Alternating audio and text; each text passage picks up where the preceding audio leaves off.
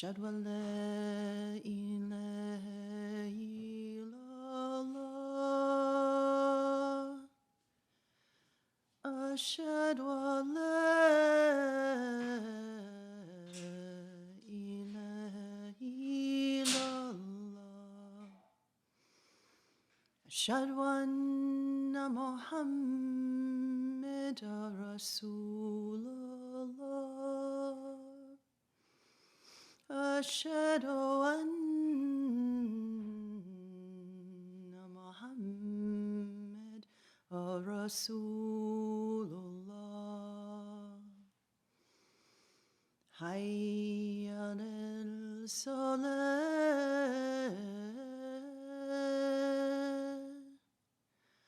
حي على الصلاة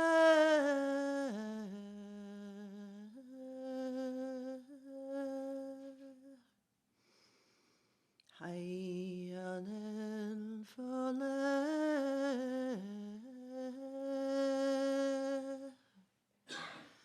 حي على الفلاح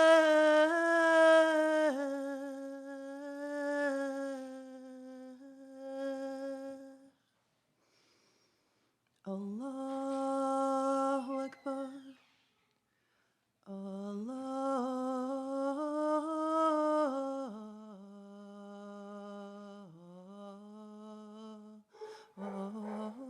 الله أكبر لا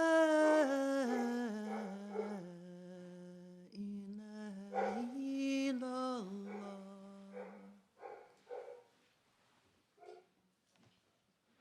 السلام عليكم ورحمة الله.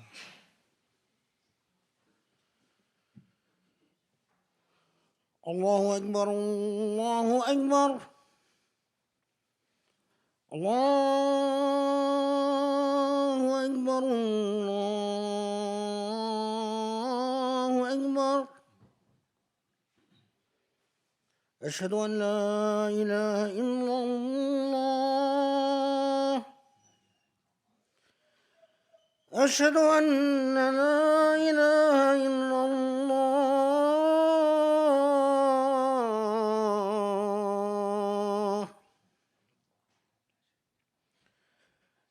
أشهد أن محمدا رسول الله أشهد أن محمدا رسول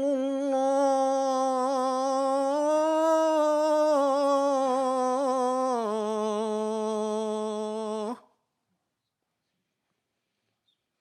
حي على الصلاة حي على الصلاة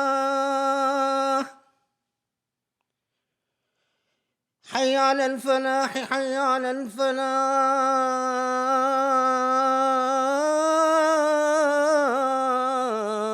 الفلاح الله أكبر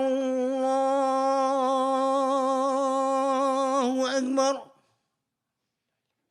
لا إله إلا الله. أعوذ بالله من الشيطان الرجيم.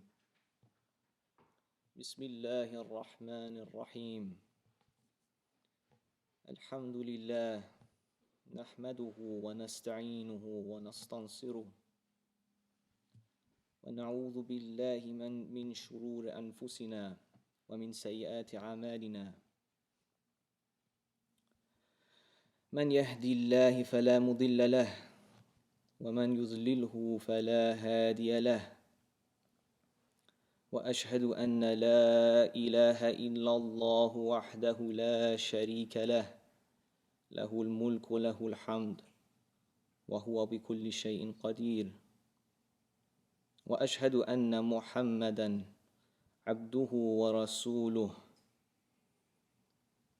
اللهم صل على محمد وآل محمد كما صليت على سيدنا إبراهيم وآل إبراهيم إنك حميد مجيد. اللهم بارك على محمد وآل محمد كما باركت على إبراهيم وآل إبراهيم إنك حميد مجيد في العالمين.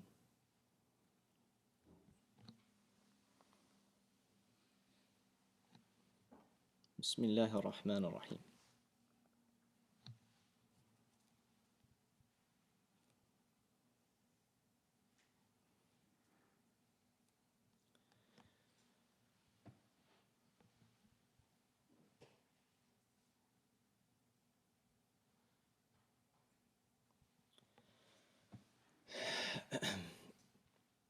This podium is the podium of light. It has established itself as such over hundreds and hundreds of khutbahs given by its main occupier, الفقيه لله Khalid Abul Fadl.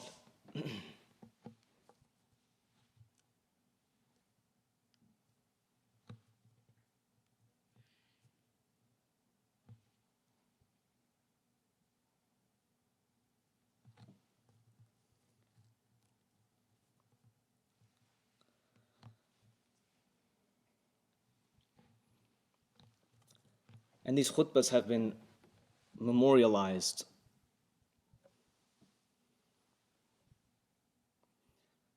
with articulate brilliance and diligence.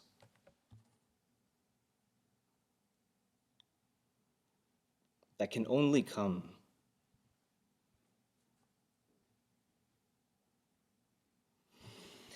from a true student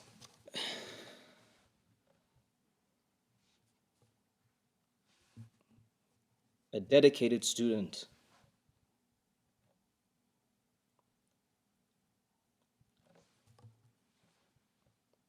our gratitude to Joe Linhoff for all that he has done to preserve this pulpit and memorialize it in written form and to give it the beauty and the diligence that these sermons deserve.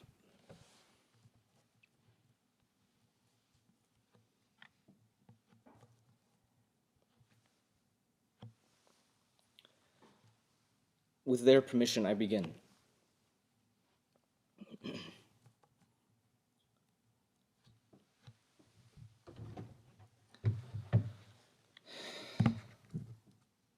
As an ummah, we have done a great disservice to the two weighty things which have been left behind for us by our Prophet, إِنِّي تَارِكُمْ فِيكُمْ الثَّقَلَيْنِ كِتَابُ اللَّهِ وَعِتَّرَةِ أَهْلِ بَيْتِي, which is a hadith that has reached the level of tawatur, in which the Prophet, towards the end of his life, announces to his ummah that he leaves behind for his ummah two weighty things,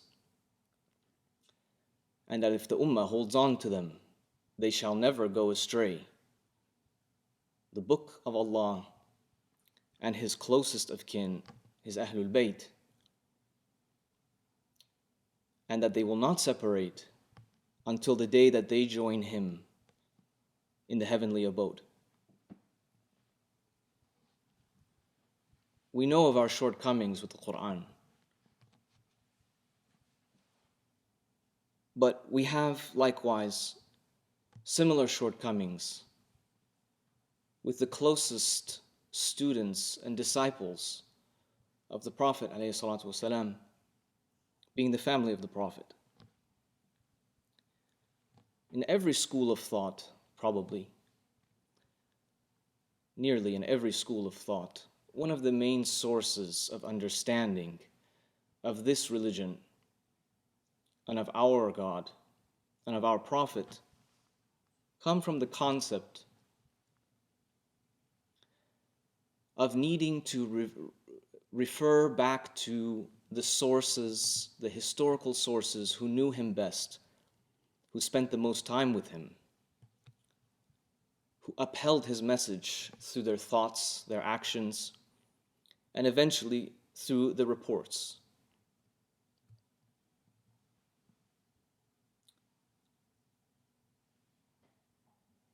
Here, I turn our attention to the character of Hussein ibn Ali.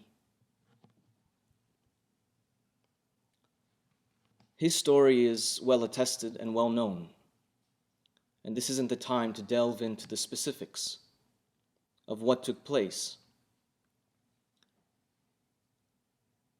in the shining moment, the crowning achievement of the household of the Prophet, which took place 14 centuries ago in Karbala. It is a momentous occasion, and it deserves closer study and more frequent recognition and remembrance. We need to read more carefully.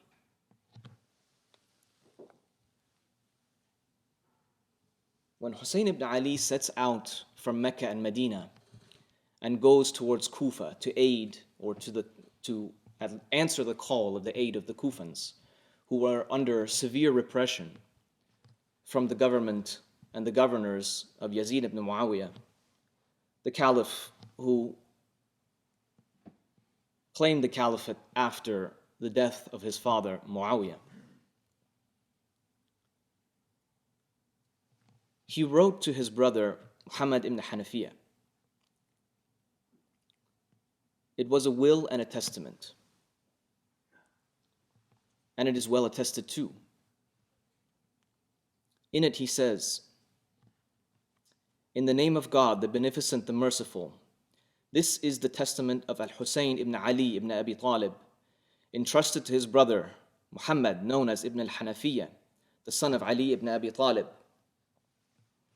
Verily, Al-Hussein ibn Ali testifies that there is no God but Allah, the One, who has no partner, and that Muhammad is his bondsman and his messenger, who came with the truth from him, being God. And I testify that paradise exists and hell exists, and that the final hour shall come, there is no doubt about it, and that God shall bring forth the dead from their graves." He says, "I do not rise due to stubbornness or rebelliousness, nor to cause mischief or oppression. Indeed, I rise to seek the salvation and reformation of the nation of my grandfather, Muhammad sallallahu alaihi wasallam. I wish to enjoin goodness and forbid evil, and in this I follow the tradition of my grandfather Muhammad sallallahu alaihi wasallam and the tradition of my father Ali ibn Abi Talib. So whoever responds to my call truthfully should know God is the source of truth and will reward it. And if anyone rejects my call, then I shall be patient until God judges and rules between me and the people with truth, and he is the best of judges." This was his final testament to his brother.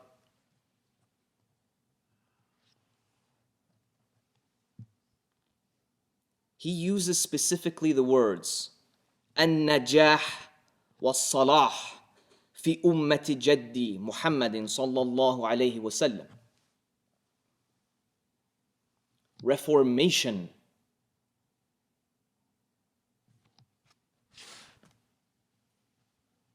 How could there be cause for reformation 50 years after the death of the Prophet?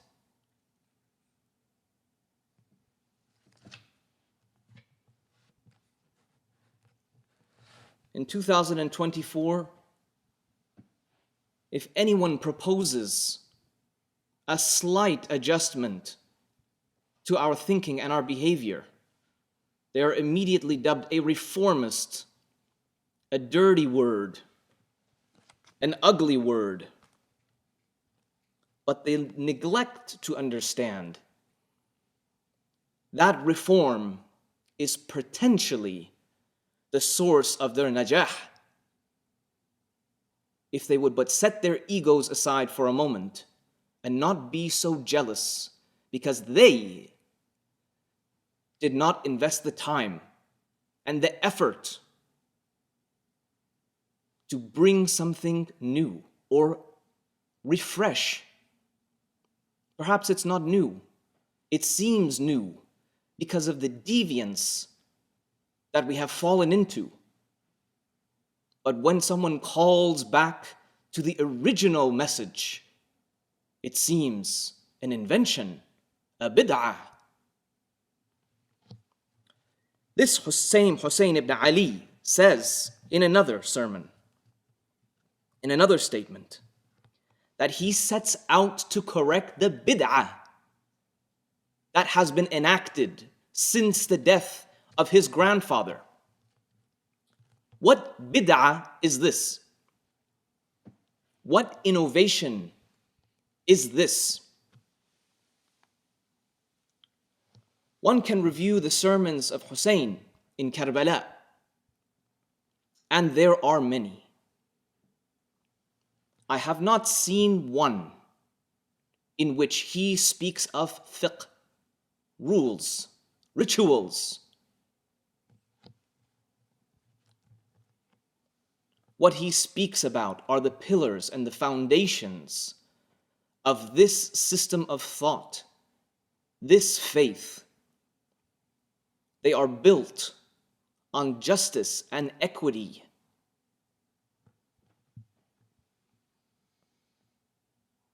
They have built a culture of an unwillingness, a refusal to accept humiliation and degradation.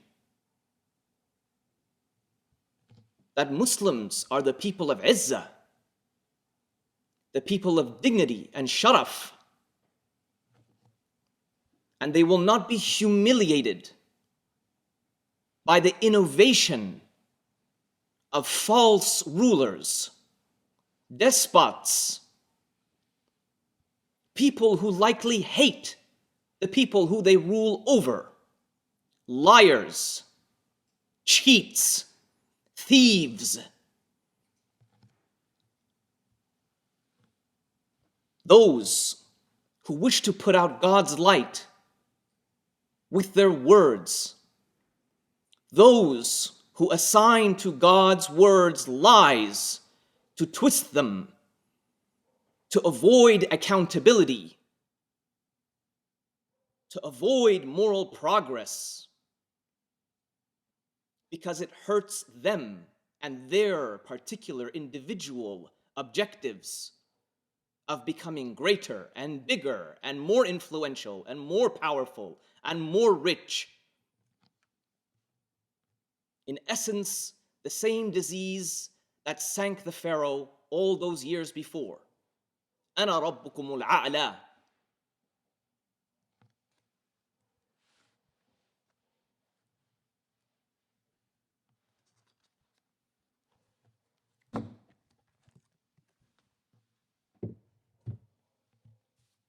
كتاب الله وعترة أهل بيتي.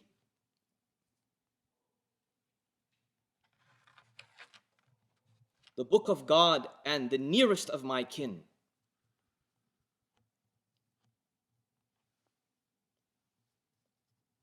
It is through Hussein that we know the Quran, and it is through the Quran that we know Hussein, and it is through those two that we know the Prophet, sallallahu alaihi wasallam, and it is through him that we know our Lord.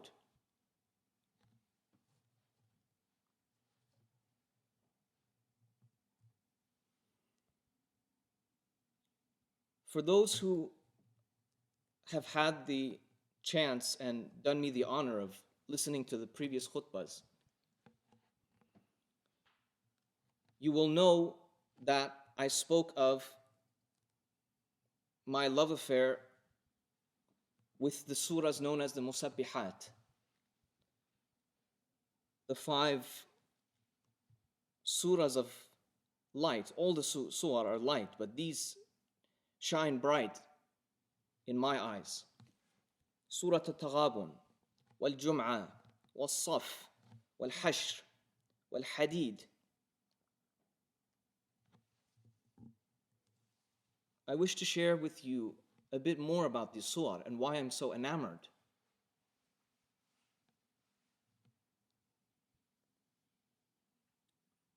These surah came and were revealed in the Medinian period, which of course lasted about 10 years. Taghabun was the first. These are according, again, based on the research of my teacher, but also some of my opinions about the order, I think. I hope that they're correct. Taghabun being a surah that's revealed at the very onset of the Hijrah, followed by Jum'ah 3 years later. In the 4th year after Hijrah, Surah As-Saf. Al-Hashr comes soon after, in the 4th year after Hijrah. And Al-Hadid, most agree, in the 8th year after Hijrah. But I think also there is a possibility that Al-Hadid was perhaps revealed earlier, maybe in a year or so after the 4th year, so perhaps maybe the 5th year after Hijrah. There is some evidence to back this. I won't get into it. But for reference, Hassan Farhan al-Maliki has done some work on this, and he suggests that it might be the 5th year. Yeah, I've not concluded, but it does make some small differences. There are several objectives in the Musabbihat. The Musabbihat are very closely linked with one another. They're a group of suwar, and we are alerted to their likeness, their connection at the beginning by the phrase sabbaha lillah or yusabbihu lillah. And for those who have heard the tafsir, they will know that one of the main points of that tasbih and the tanzih at the beginning is to indicate to the reader that the Lord of the heavens and the earth has put in motion our entire reality. And we are but actors in a play, acting out a position. Except usually in a play, the director chooses, or the casting director chooses, whom plays what role. But God Almighty allows all of us to choose what role we wish to play in this theater. He has given us the ability to choose volition. We can either choose to search for God, to seek after God, to understand God, to understand His objectives, to understand His attributes. And we can align ourselves with those attributes, or we can choose ourselves. We can choose heedlessness. We can choose lowliness, loneliness.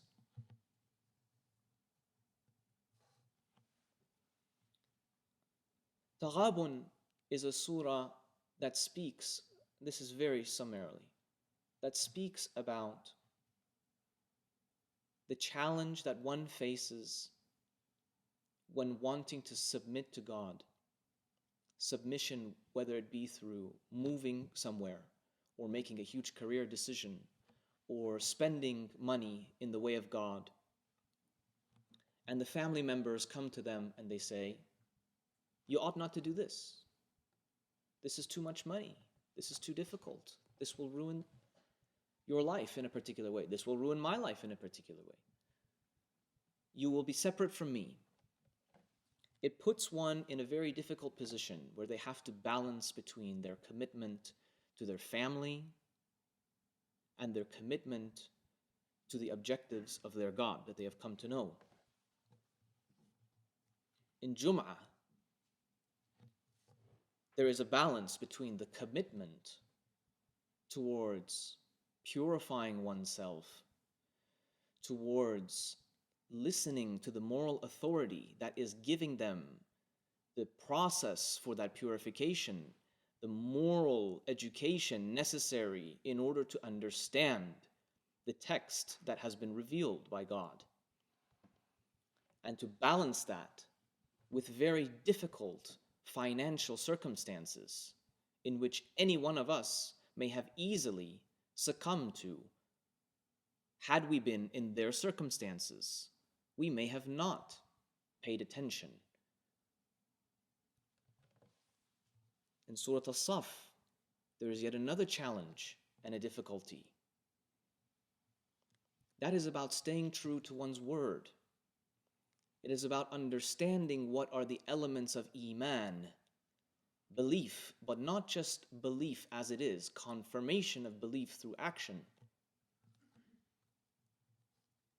The power of being a unanimous force, woven together by moral fiber. The narrative of Surah Al-Hashr, which we've spoken about before,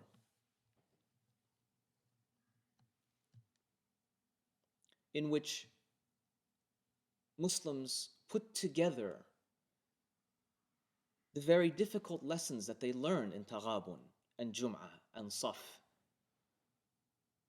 Their practical understanding of balance came to a spectacular challenge as they confronted the Banu Nadir, who hid behind their palm trees and hid behind their fortresses. Ultimately, they were able to win without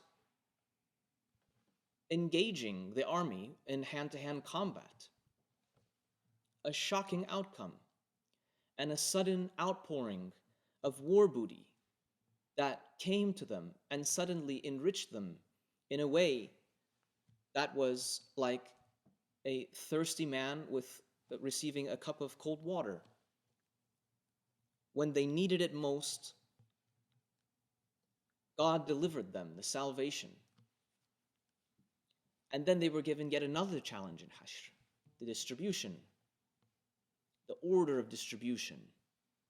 And it went to those who needed it most, not to those who gave the most to those who needed it most.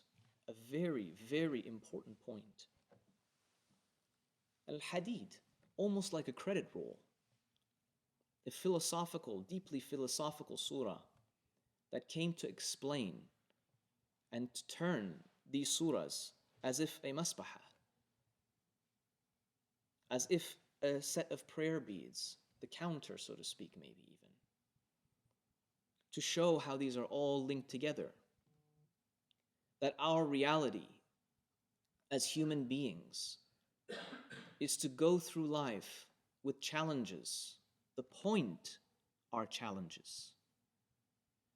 The point are musibah. And that, the challenge, the calamity, the difficulties, are the fires, or the fire that burns away the selfishness and paves the way forward for the human being to think of himself or herself as but a member of a saf, but a member of ranks or an order, impenetrable, because they are all united. One of the most densely packed metals in the world happens to be iron, by the way. In fact, think of these 4 of the 5 surahs, very interesting. The names all have to do somewhat with a collection or a togetherness. Jum'ah, jama'ah, in congregation. Saf, in order, in ranks. Hashr, and yet another gathering. Hadid, solidness that's stuck together to a way that you cannot rip them apart. And ultimately, this togetherness leads to taghabun. Taghabun is when wins and losses are turned upside down. The way that me and you understand wins and losses are flipped on their head. This is the absolute brilliance of these surahs. You have 3 surahs in a row that are preparing you for this momentous occasion in which no Muslim could have anticipated that they were going to win. They thought they were on the verge of absolute loss. And suddenly they won. The moral victory that they gained, the psychological victory that they gained in this experience, I believe, so soon after, this is the first military engagement after Uhud, which was a major psychological defeat. This was the first military engagement. And the Muslims won everything that they could possibly imagine. They couldn't possibly imagine. But everything that they could possibly want, they won in this scenario. And they didn't have to raise a single sword. That makes me think of the Fath of Mecca. Yes, military strength is important. Yes, it gives you the ability to defend yourself. Yes, it gives you the ability to be taken seriously. But it is but a mechanism for a greater purpose. You will not be humiliated. Now that everyone knows that you will not be humiliated, they have no choice but to hear what you have to say. And if what you have to say is light, then it will inevitably lead to a cultural revolution, which is what eventually, ultimately, took Mecca. It was the Muslim culture that persuaded and won Mecca over, the hearts and the minds. And there was no need anymore for war. This is why I think the famous passage at the end of Surah Al-Hashr, in which God brings about and mentions all of his fantastic, beautiful attributes, as if they have all come and been gathered in one. Each one of these attributes needs to be realized. And these suras, not just these suras, but it's a small collection to show a snapshot of what the whole looks like and what the whole Quran aims to do. The whole Quran can be fit in the Fatiha. The Fatiha can fit in every ayah of the Quran.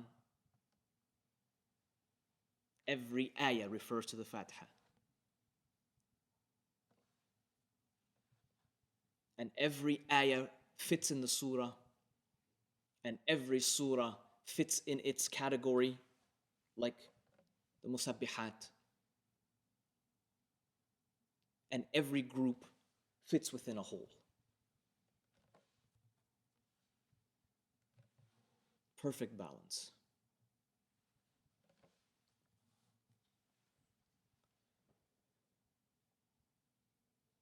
Briefly, Surah As-Saf. We examined previously the projection of strength from Banu Nadir in Surah Al-Hashr, in which they were behind their stone walls and behind their palm trees, which they use as a spin machine cover, so to speak, in which they waged their war, trying to put out the light that was coming from the Quran.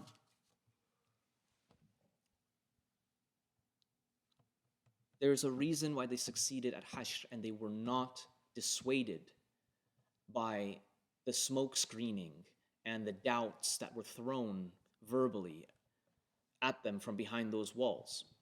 It was because they understood the moral refrain at the beginning, the rhetorical question. How could you be a Muslim? What kind of Muslim? Are you a Muslim if you cannot keep your oath? If you espouse and proclaim a moral value or principle and you do not act on it, where are your red lines? You say your red line is Masjid al-Aqsa. You say your red line is the Haram, al-Makki. Are you sure? What actions are you taking to ensure that those red lines are maintained. If you can just cross the red line, are you someone with honor or are you humiliated? Hussein ibn Ali's war cry is Hayhat minna dhidla. Far be it from us humiliation. Far be it from us. Or are we inviting the humiliation onto ourselves?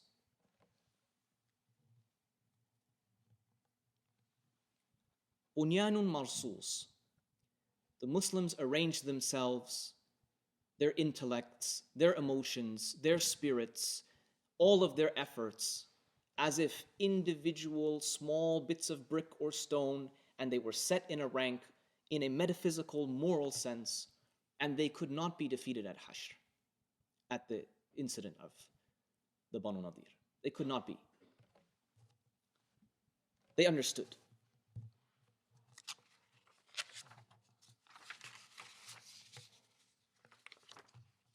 أقول قولي هذا أستغفر الله لي ولكم. بسم الله الرحمن الرحيم. الحمد لله رب العالمين والصلاة والسلام على أشرف المرسلين سيدنا محمد وعلى آله وصحبه أجمعين.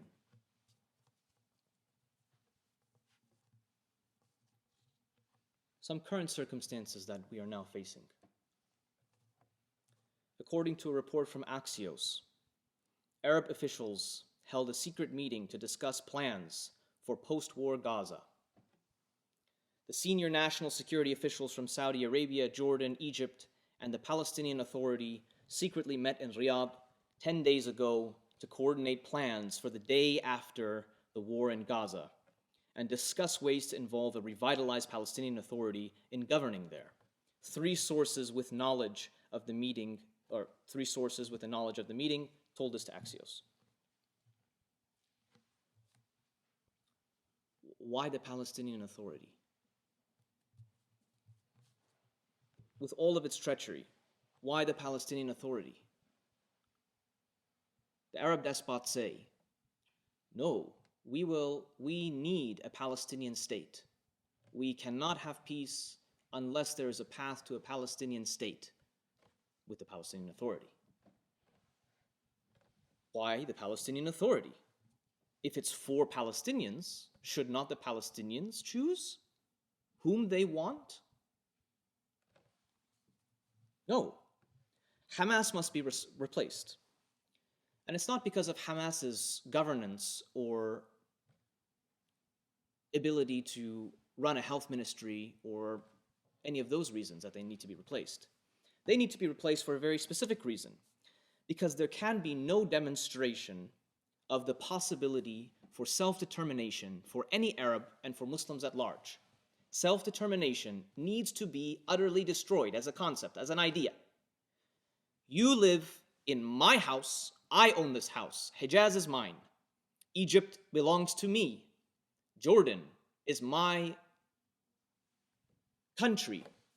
You live here, you are my subject, and when I say jump, you will jump. When I say sit down, you will sit down. And when I don't say anything, you're free to mingle about the cabin and speak to one another.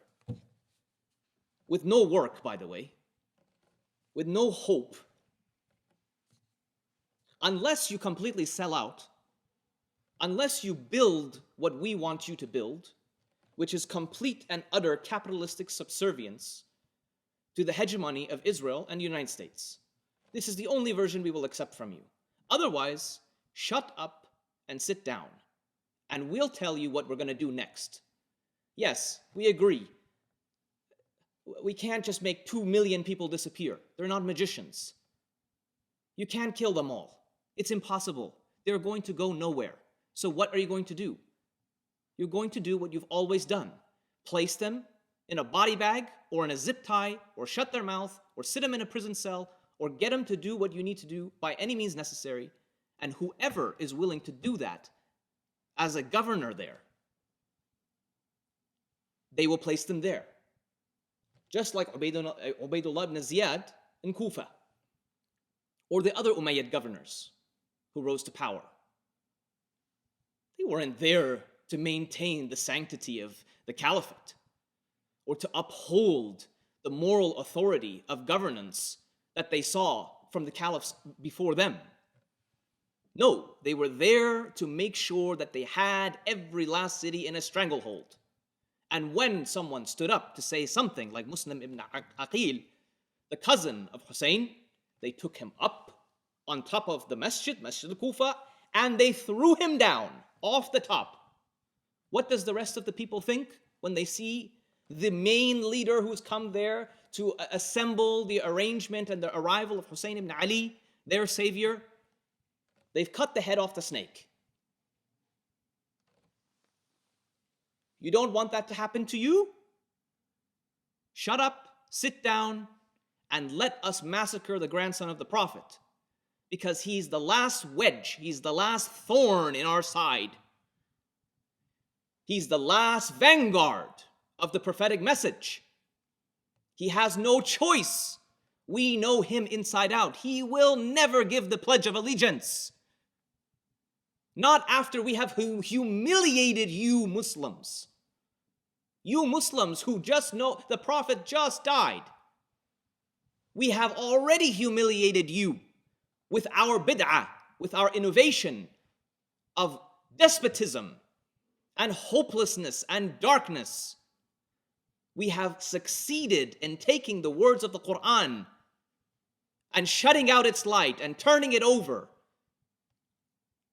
because you didn't have the gall and the ethic and the moral fiber and imperative to stand up and say, no way under my watch are you going to do this.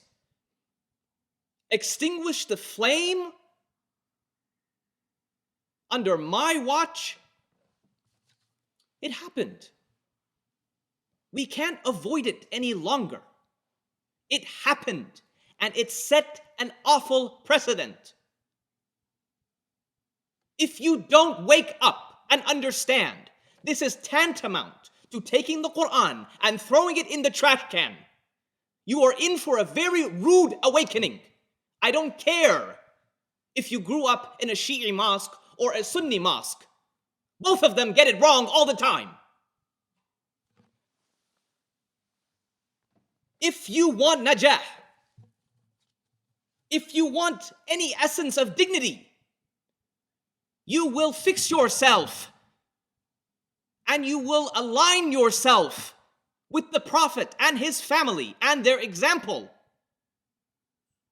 Otherwise, you are lost. And guess what? We are lost. History repeats itself yet again. 30,000 dead. Where is the red line? 2 million? What's the number?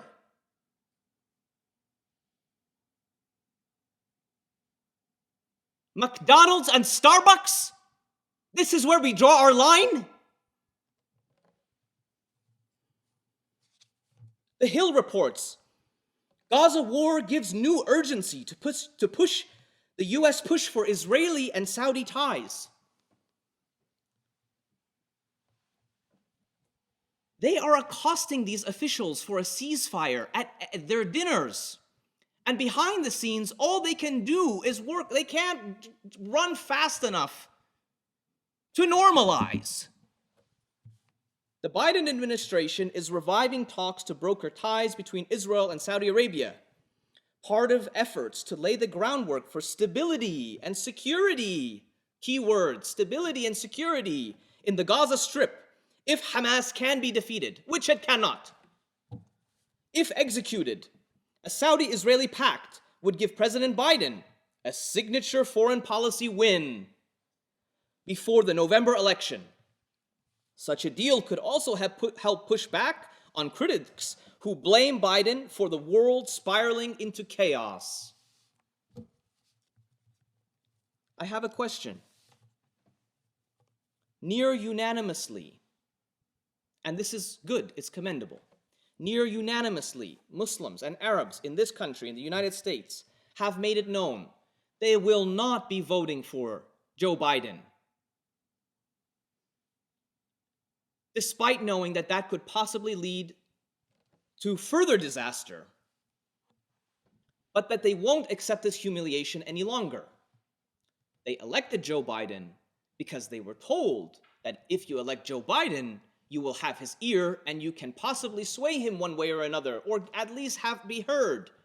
And he sat there and he aided and he abetted and he lied. So, we boycotted Starbucks and we boycotted McDonald's, and we're going to boycott the election, and we're possibly going to see a Trump presidency, which will see more devastation for Muslims. We know that. We're factoring that into our decision. It might even hurt us, and we're factoring that into our decision. So I ask you, is Biden the only world leader that wields any sort of power that allowed for this genocide to take place? What about the Gulf? What about Saudi? What about the Emirates? What about Egypt? What about Jordan? Could any of this happen? We've seen Ansarullah, the Yemeni organization, put a few boats in the Red Sea, and they about lost their minds. They're willing to bomb Sana'a to hell in order to clear out room for their cargo to continue to go through the Red Sea. Saudi has no influence, no oil, no possibility for an embargo. They can't join Ansar. Weren't they just shaking hands just a few months before? Ansarullah and Saudi were shaking hands. They had understood you can't beat them. They were trying to move on. Why not meet in the Red Sea? Does Saudi need to have that big of an issue with Iran? Iran that has survived this long under American sanctions and being a pariah state, and has seen technological advancement, has its own drones, has possibly a nuclear weapon or the know-how to create a nuclear weapon? Can you imagine a Saudi Arabia allied with Iran? Security in the region. We must be secure. Okay, why don't you secure your region? I'm no fan of any of these despots. But if we're talking about political pragmatism, wouldn't it make more sense for all of the Iranians that are dying for jobs in the United States because they're overqualified and they have no work and they're all engineers to go to Saudi Arabia? Isn't Saudi Arabia built by expats? Who got the oil out of the ground? Who refined it? Saudis?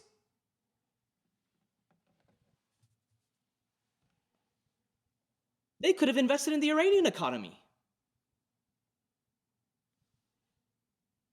Anybody ever think of that? This is ridiculous. A shame. It's embarrassing.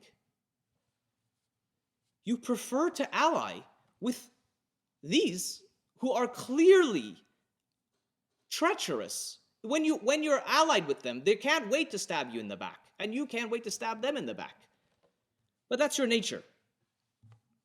Rather, you could have, at minimum, imperfectly provided security and safety to the region. I have a further question.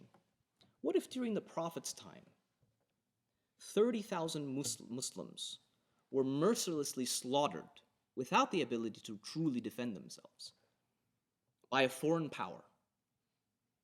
And meanwhile, the Prophet comes to know that the rich and the influential members of his nation, who he has allowed to be custodians, let's say, to take care of the Hijaz, his home, would he appoint them then to govern Hijaz and to be the custodians any longer? If they were even given the job, would he just say, oh, well, you should continue? Or would he sack them? What would he say about Muslims who knew this but continued to line the pockets of the despots with their Hajj and Umrah money? What would be his ruling? You want to talk about law? Let's talk about law. What would be the hukm?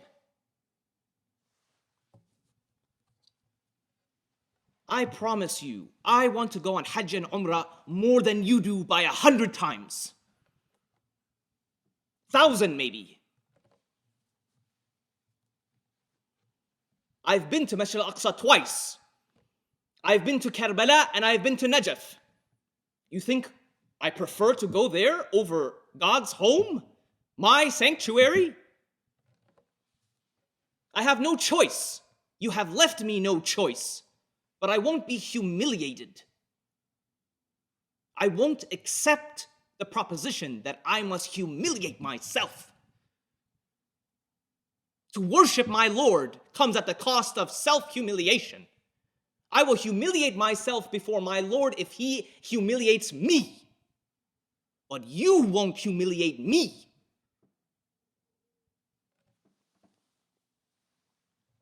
Where is your izzah? Where is your sharaf? Stand up to McDonald's. Woo.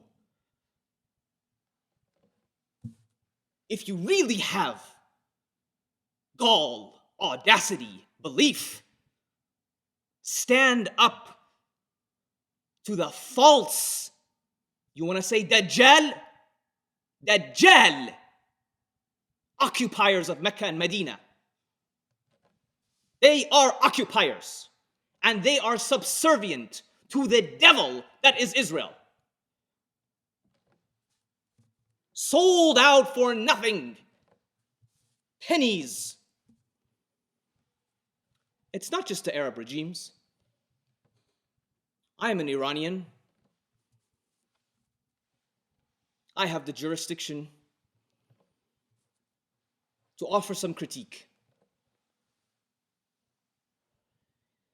In 2022, we saw a popular uprising demanding social progress and relief upon a people who suffer from horrific sanctions, who are isolated, who this United States offers acceptances to colleges and universities and graduate programs to Iranians. They accept their petitions for e-visas as they are uniquely qualified as engineers and doctors.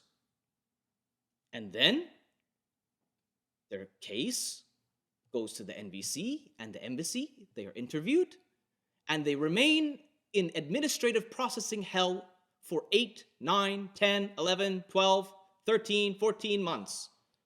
And you take the case to court, and court says, we are not sure when we balance the test that 13 months is really a long time, and we can understand that it would make people very difficult, sad and upset, but we are in the end dealing with, and this is the writing that's in between the lines, you're all terrorists, and even if you're not, what we're going to do is collective punishment, in hopes that collective punishment and that aggravation will push you to go and fill the streets and scream and yell even more.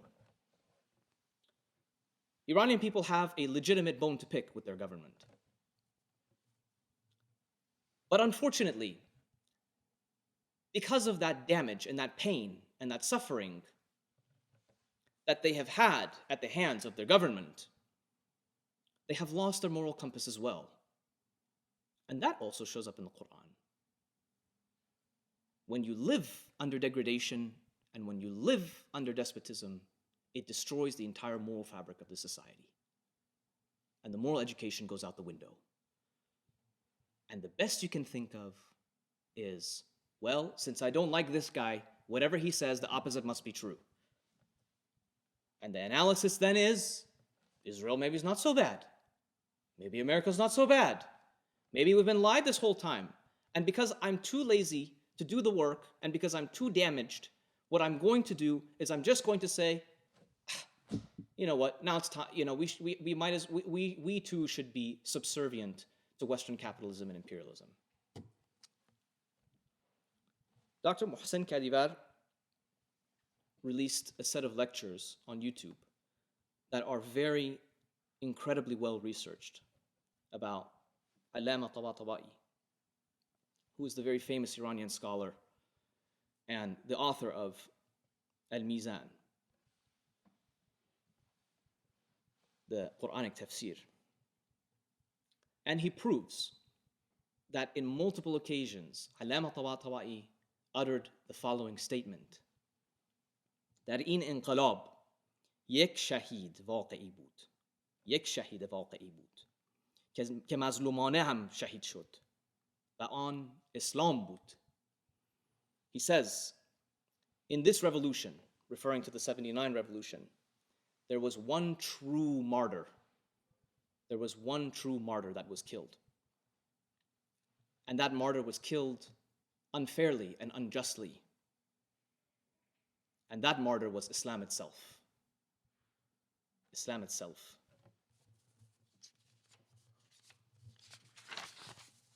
Quite a statement.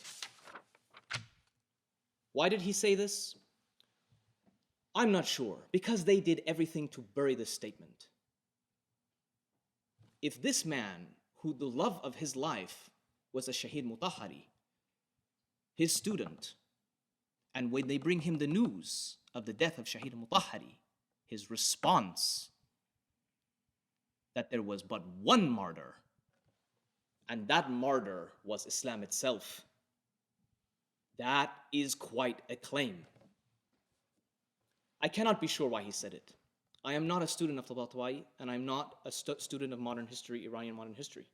But I have my own opinion, if I had to guess what it could be, or at least what I believe makes sense if someone were to say that, especially given the fact that Tabatabai was very much invested in education and philosophy and irfan, and was very much invested in the cultural societal advancement through building the intellect and building the spirit to make for a society that would be a society of light.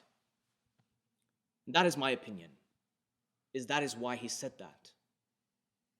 There is a need for a cultural revolution that is dedicated to morality and equity. Is the Islam that the government espouses that Islam yet? I think Tabatabai had an inkling that it wasn't there yet. Out of all of the censorship that he endured when he simply wanted to teach philosophy, he understood that his fellow clerics were the ones who were getting in his way, and there must have been a fundamental misunderstanding of the point.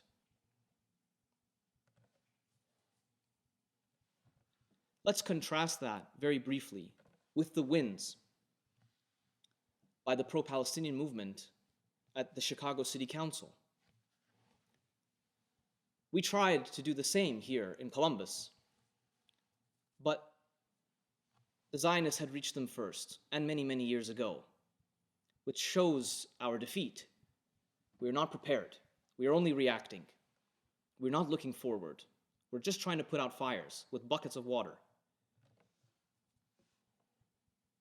No, but that win is commendable, and it shows an element of the musabbihat that we spoke about. People all over this country and in Europe and everywhere, but specifically in the countries that head the belly of Western imperialism, have not given up. They continue to go to every single place of power, institution of power they disrupt. They will not allow them to forget. These institutions have been banking on the fact that everything fizzles out eventually. But they messed up too big this time. Too big. They have lit a fire. And they've lit the fire underneath those who are oriented towards justice, whose qibla is qist and adl, who pray towards those attributes, whose belief in those godly attributes are realized through their action and their persistence and their courage.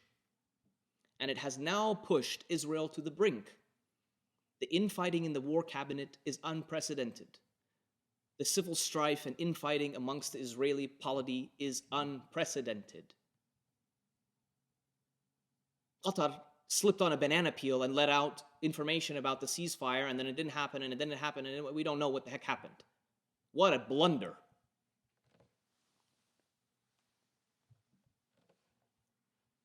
But the point is, the war cabinet is divided, and they don't know, and they have to consider going back on their military objectives because they're not sustainable. And the craziest factions like Smotrich and Ben Gvir are trying to widen the war and put more pressure on the United States to enter a devastating world war.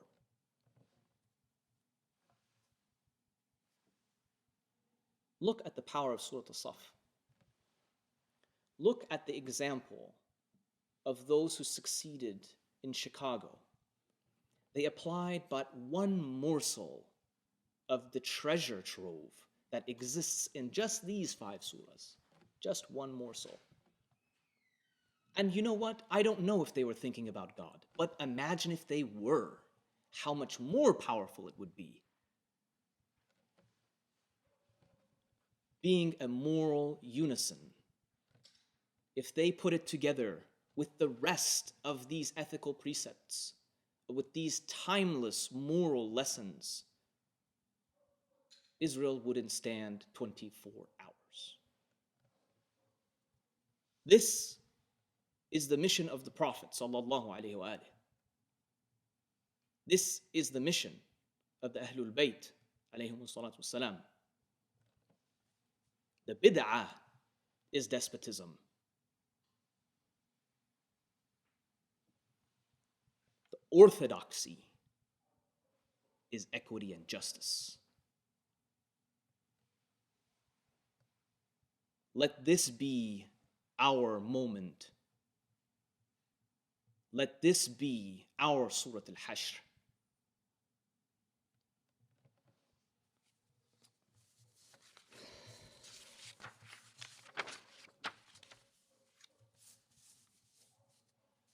بسم الله الرحمن الرحيم اللهم صل على محمد وآل محمد ربنا إننا سمعنا مناديا ينادي للإيمان أن آمنوا بربكم فآمنا ربنا فاغفر لنا ذنوبنا وكفر عن سيئاتنا وتوافنا مع الأبرار ربنا آتنا في الدنيا حسنة وفي الآخرة حسنة وقنا عذاب النار. Ya Rabbi, make this our moment. Allow this guidance to reach the heart of those who already espouse belief and proclaim belief. Make this our task that we can succeed and pass on to the future generations. That this doesn't end with us, that we are not the chain in the link that broke. Let us connect to the next generation. Let us build and rebuild and prove that your word is divine through our actions. Forgive us for our shortcomings, Ya Rab, and help us and strengthen us. وصلي وسلم وبارك على محمد وآل محمد وأقيموا الصلاة. بسم الله الرحمن الرحيم. Assalamu alaikum. Thank you so much. If you've made it this far, I appreciate your patience. I just wanted to add a small addendum onto the end of the khutbah because I felt that I took a lot of time, but I had to rush a little bit. It was a bit of a heavy lift in terms of some of the points that I wanted to make and connect together. I hope that maybe this will help explain in case there was any sort of misunderstanding or there was any difficulty in understanding in what I was trying to relay to the audience. And that is that I wanted to highlight the weakness of the response in the Muslim world, especially geographically surrounding Palestine. I wanted to really underscore what are the elements that have taken entire countries out of the game. And obviously, the first point was talking about the Arab autocracies being bought out and having sold out, and essentially entire populations coming under the command of but a singular entity or person. And then I mentioned Iran. I mentioned Iran for a very specific reason. They are not Arab. They are a religious government um, with religious objectives. I mean, they have objectives, at least outwardly appearing. They have objectives within the region that they wish to achieve. And one of the main objectives that they ran on in terms of branding was the situation in Palestine. But what is interesting is what Iran has been able to do. It has been able to export a revolutionary resistance, fervor. Obviously, all of that came under question during the Syria debacle, the civil war. But the point is that what Iran did was it created or funded and backed self-sustaining militias that acted as resistance arms in the region. But if you have followed closely, and I have been following closely, I predicted that Iran, under no circumstances, would get involved directly in this war. And in fact, they cannot do so. And it's because they've shot themselves in the foot. Domestically, they shot themselves in the foot. They thought in terms of building a brand, of an ummah brand. The Shia are part of the greater ummah, and here we are, and this is that whole spiel. But where they failed on two parts. The really big failure was Syria. They could have called for free elections. Why not? If they had called for free elections and a democratically elected leader came to power, it could very well be that the Syrians and that government would have decided to have a beneficial relationship with the Iranian government. But they decided to take a shortcut, a moral shortcut. They just did the same thing that any other despot or dictator would do. They cut corners and they said, we don't want to find out who's going to win. If they win, we might be on the outs, and that hurts our relationship in terms of moving, satellite bases or military outposts or weapons or all of that kind of thing, and specifically the relationship between Iran and Hezbollah. It seems that groups like Hezbollah, what seems clearer to me, groups like Hezbollah, Ansarullah, which are not really that under the button in terms of, they have far more autonomy than the West likes to dictate. Hashd al-Shabi, there may be particular groups like Kataib Hezbollah, for example, that have far more Iranian influence in terms of it. These groups in this armed struggle seem to show far more autonomy than we thought that they did, which makes Iran look even weaker, in my opinion, because those groups are willing to put their necks on the line, but Iran itself hasn't. And the question is why?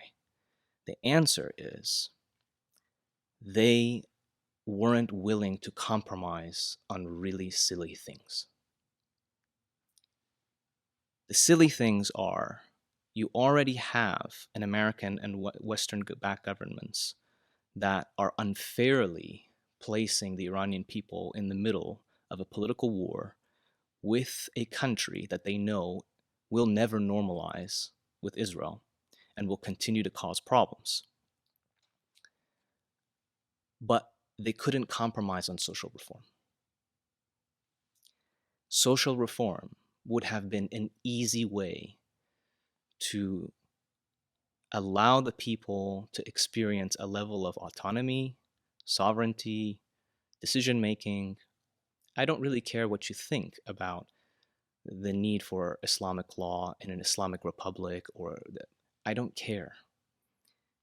All of the other countries in the entire region at this point do not have the harsh reverberations or there is none of them are abiding by these laws. Go to Egypt, go to Jordan, go to Syria, Gaza, for God's sake. All of these places, the red line is not the hijab. The red line isn't, I don't know, music and they've moved past a lot of these things that they were very harsh about in the early stages. But they couldn't help but repress and brutalize over a very silly matter. That lost them the polity, the citizenry, once and for all. They are very weak domestically. And I believe that they think if they were dragged into a conflict, it could very easily turn into a set of circumstances in which what happened in Syria. Weapons would be introduced. There would be ethnic divisions in the country. There would be a rabid, anti-Islamist kind of movement. It would become an armed conflict. There would be a proxy war. They wouldn't be able to hold things together. They barely held it together for the time that they did. And on the other hand, the failure of the Iranian, I'm sorry to say this. I mean, I think a lot of people will disagree with me, especially those who wish to see change in Iran. But I'm going to say it how I think it is. I think there was not enough of moral consciousness in the Iranian opposition, not within the country and not in the diaspora. They haven't even yet learned basic liberal values. If they want to bring liberal democracy, they don't just border on fascism, they embrace fascism. They haven't understood yet the right to free speech, the right to assembly, the right to religious views and respecting those religious views. These are very basic core principles in a liberal democracy. And there will be no progress in that regard if your revolution doesn't have a moral, cultural foundation. That's why I brought up the point that Allama Tabatabai said. Yes, in 79, they brought about the change that was necessary that would have forced the despot out of the country. And this is the crux of the khutbah. The application of these suwar cause a moral shift in moral consciousness, which manifests in a domestic and international moral culture that makes the very ground that they occupy, that you walk on, poisonous to despotic regimes and to despotic fascist thinking, because it's not possible. The soil won't support the seed any longer. When you plant the seed, it can't grow. It will die. And the problem with that is you will have a whole bunch of seeds that are growing. You'll have people fill the streets at such a huge number. See, in Iran, one of the tipping points, there are several tipping points. One of the tipping points is numbers. The numbers were not at the numbers that political scientists and sociologists have marked in terms of what is necessary in order to have a successful revolution, a change by the people. They didn't hit those numbers because it wasn't backed by a moral charge, a consistent ethical concern across the board. It was self-involved, and it thought that it was at the center of its of importance. That is a big failure by the despot and a big failure by the subjugated. The answer? This is my field and this is what I believe in. I believe that the answer is in the Quran. And the answer is in the example, the uswa, of the prophets and their inheritors. That's the answer. To add very briefly, if you are not careful, like a lot of leftists, you will find yourself agreeing with the far right that you lock horns with. A lot of the people that are pro-Palestine, I have noticed, unfortunately, also are Uyghur genocide deniers and completely ignorant to the genocide in Sudan, completely ignorant to a whole host of other issues that are taking place in the world, especially in the Muslim context. Again, these are moral failures that can only be cured by tasting the medicine that these suras provide. They give you what you need to go into introspection, take a personal inventory, and think, why am I really thinking the way I am? It's imperative. It's imperative that we do not fall for the black and white approach to solving our problems. You have to be very careful, diligent, and open to nuance, able to walk and chew gum at the same time, because then you're just an opportunist and you're not moral. And if you think that that is going to get you to gain favor with God, maybe I don't know. I'm not sure how God decides these things and calculates it. But you're leaving a lot at the table. And maybe you win. Maybe you succeed in a revolution like in 79. But if you're not prepared to think about what your revolution is going to amount to and how you are going to service the needs of the people that you are going to rule and govern over, and when they speak up, you decide to shut them down, put them in prison, the only thing you're going to end up doing is leading to your and their downfall, socially, morally, and eventually your power will dwindle and fail.